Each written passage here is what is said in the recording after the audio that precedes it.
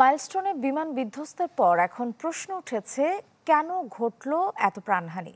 Aviation বিশেষজ্ঞরা বলছেন, বিমান উড্ডয়ন ও অবতরণের সময়টি খুবই গুরুত্বপূর্ণ।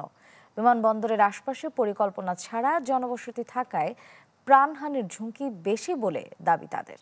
বলেন, প্রযুক্তি পুরনো হলেও সঠিক ব্যবহার ও নিয়ম মেনে রক্ষণাবেক্ষণ করলে পরিচালনায় সমস্যা নেই। আরও জানাচ্ছেন মাহফুজ কামাল।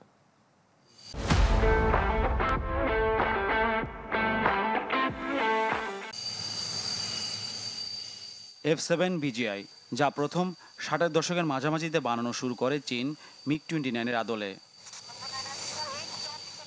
উৎপাদন বন্ধ করে দেয় 2013 সালে। সেই বছরই এই ভেরিয়েন্টের মোট 16টি বিমান কেনে বাংলাদেশ, যার চুক্তি হয়েছিল 2 বছর আগেই। এই মডেলের বিমানটি এর আগে বিধ্বস্ত হয় 2018 সালে টাঙ্গাইলে। এবার বিধ্বস্ত হলো জনাকীর্ণ উত্তরায় মাইলস্টোন স্কুলে।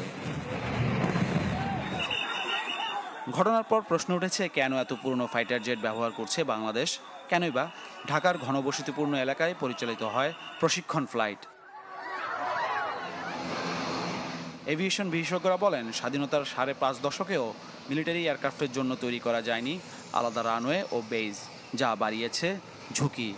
এটা আমাদের দুর্ভাগ্য যে আমরা এটা না করে এখানে ইনভেস্টমেন্ট করেছি, এবং এই এয়ারফোর্সও ইট ইজ ইনহেরেন্টলি ডেঞ্জারাস যে সিভিল ফ্লাইং, এবং অসুবিধা হয় সিভিল ফ্লাইংয়ের সাথে সেফ করে আমরা সব কিছু করতে পারি না। তো আমাদেরও যদি এরকম একটা সেপারেট একটা এয়ারফিল্ড হতো, ধরেন আপনার টাঙ্গাইলের দিকে, ঘাটাইলের দিকে বা দক্ষিণে। ঢাকা থেকে প্লেন টেক অফ করার পরেই কিন্তু 15-20 মাইলগুলো খোলা জায়গা নেই।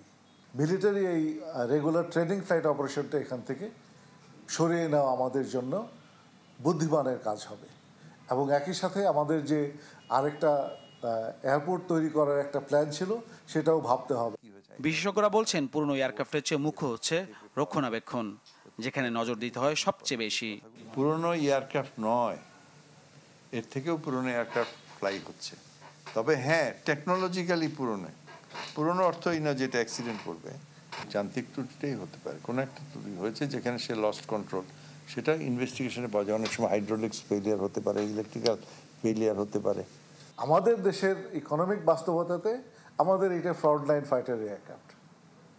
আমরা অবশ্যই যদি আমরা অ্যাফোর্ড করতে পারি, আমাদের 4th জেনারেশন 5th জেনারেশন ফাইটারে যাওয়া উচিত, যেটা অতীতের সরকারগুলো ফেল করেছে। মাইলস্টোন ট্র্যাজেডিতে গঠিত হয়েছে তদন্ত কমিটি, যারা ফ্লাইট ডাটা রেকর্ডার ও ব্ল্যাক বক্সের তথ্য বিশ্লেষণ করেই জানাতে পারবে দুর্ঘটনার আসল কারণ। মাহফুজ কামাল, চ্যানেল 24, ঢাকা।